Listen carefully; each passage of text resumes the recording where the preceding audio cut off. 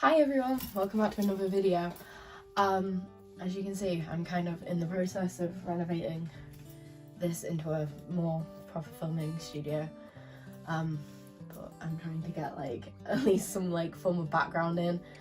It's a bit hard because of how I have to have lighting setups because I don't have any ring lights. I also have to film this before the sun goes down pretty much.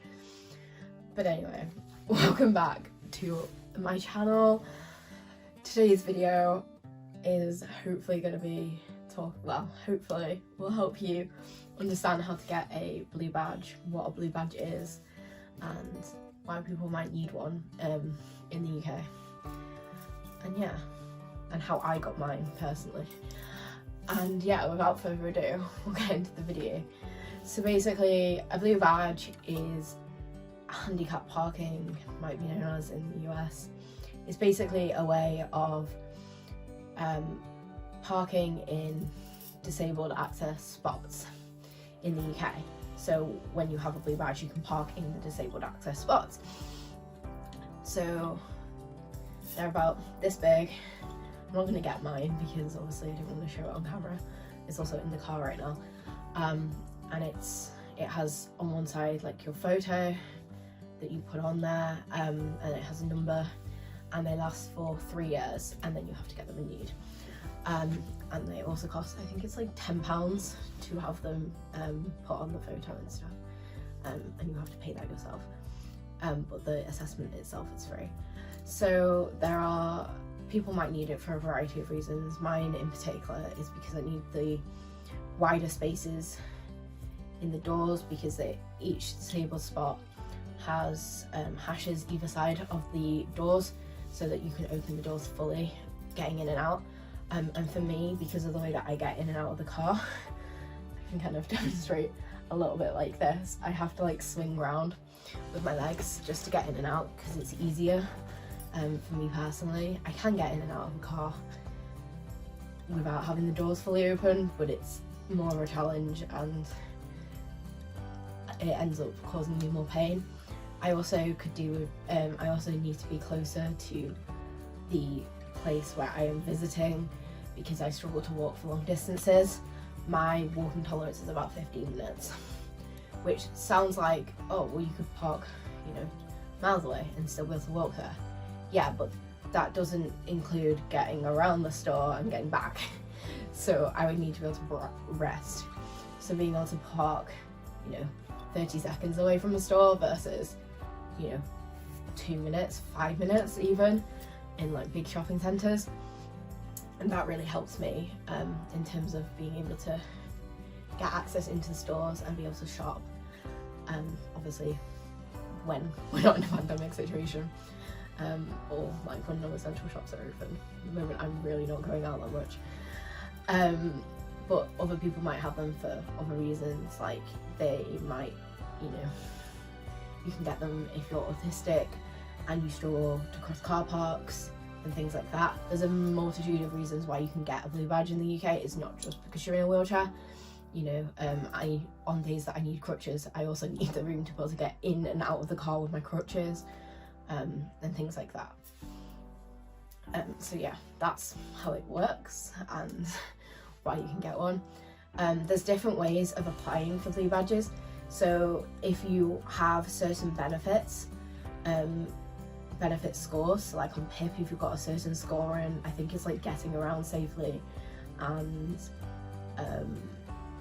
mobility, you get one kind of automatically. You have to apply, but once they have the proof that you've got these scores, they'll give you one automatically. And again, if you're in certain receipt of other benefits, there's a couple of others as well, like child support, disability support benefits on behalf of your child. In my particular case, because I don't have PIP, I had to apply through my council, and you have to fill out, it varies from council to council, because your council gives you the badge, but the badge is valid in England, Scotland and Wales. I think once you've got it, it doesn't matter what council has authorised it, but you have to go to your local council where you live. So in my case, it was Cheshire East. council.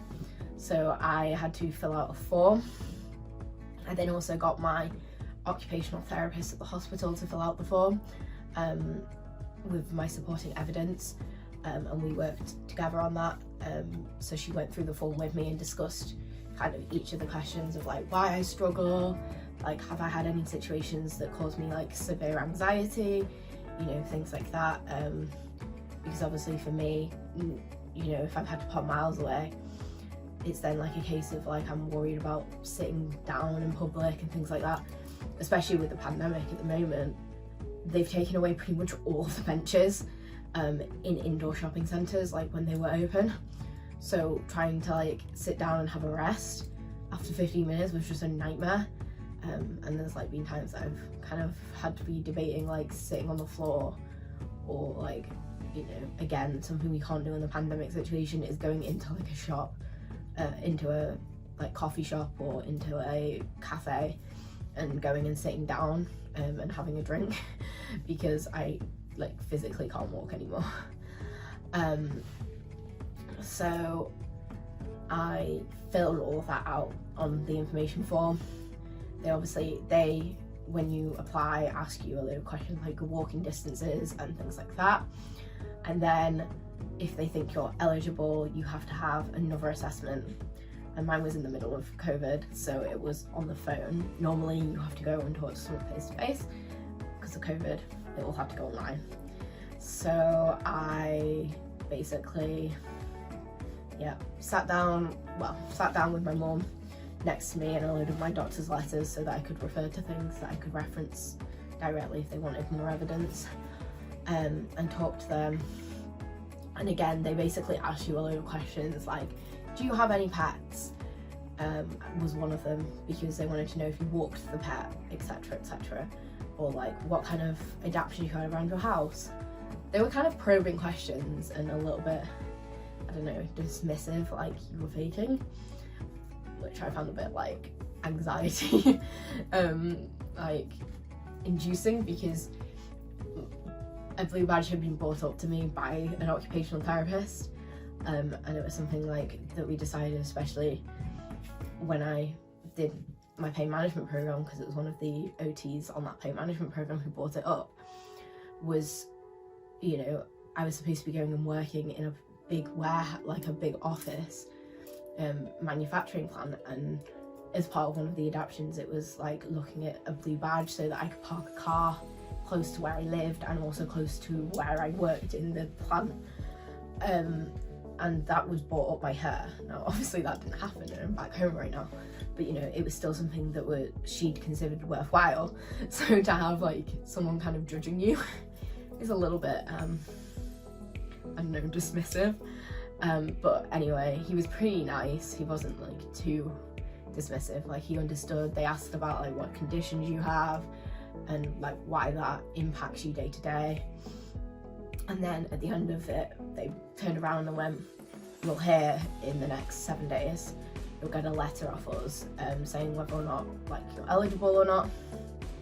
If you are, like, you have to go and put in your proof of identity, which is like passport, things like that, or driving license. Then you have to put in proof of address, which again can be driving license, but you can't use your driving license to prove your identity. So you can either use one or the other. You have to use uploading a photo and putting in your payment. And then about 5 days after that, they'll send you a blue badge through the post, along with all of the information. You get like a booklet of the do's and don'ts, because in the UK it gives you the right to park on double yellow lines, which you're not allowed to park on normally. Obviously you've got to do it where it's kind of safe and you're not going to be obstructing things, but you are allowed to park on double yellow lines, but only for 3 hours at a time. So you have a little counter that also comes with your blue badge, and you have to set when you arrived on there, and that will be your parking limit for those bays and the bays in town centres where they're disabled only, but they might not necessarily have the hashes around them. They tend to open out into the road and that kind of thing. But you also have access to those in town centres. They also have a time limit on them, and things like that. So yeah, that's how I got a blue badge. It's kind of different to how most people got it because of the fact that I went through kind of like an assessment process instead of kind of uploading proof of eligibility. Someone else had to decide. Yeah, there's probing questions by all means. Yeah, the blue badge is really making a difference to my life. It's making things like learning to drive a little bit easier because I now have said that I've got a blue badge, so that when I do my driving test, they know that I can park in bigger, wider spaces. They also know that I might have issues with my feet and driving the car, in terms of I will still be safe to drive, but I might not necessarily be the most efficient at holding cars at speeds, because I can't really judge how far I'm pushing the pedal down. And I am very grateful that I have access to the blue badge scheme, because being invisibly disabled and being my age, it can be a bit daunting sometimes to use one, just because people are kind of judging me for using one because you look fine, but in reality I'm in immense amounts of pain every day, and things like walking take so much energy and, you know, tiredness and experience. So yeah, that's basically it. I hope this has helped you if you are going through the application process for a blue badge, or if you're in another country and kind of wanted to know how our handicapped parking, I guess, works. I hope you enjoyed the video. If you did, give it a like and subscribe to my channel. I do a variety of videos, like my next one will be doing out this kind of filming studio and making it look nice. I'm still in the process of doing it. I've got to do I'm doing some frames to do like a picture board behind me. And yeah, I will see you in my next video. Bye guys.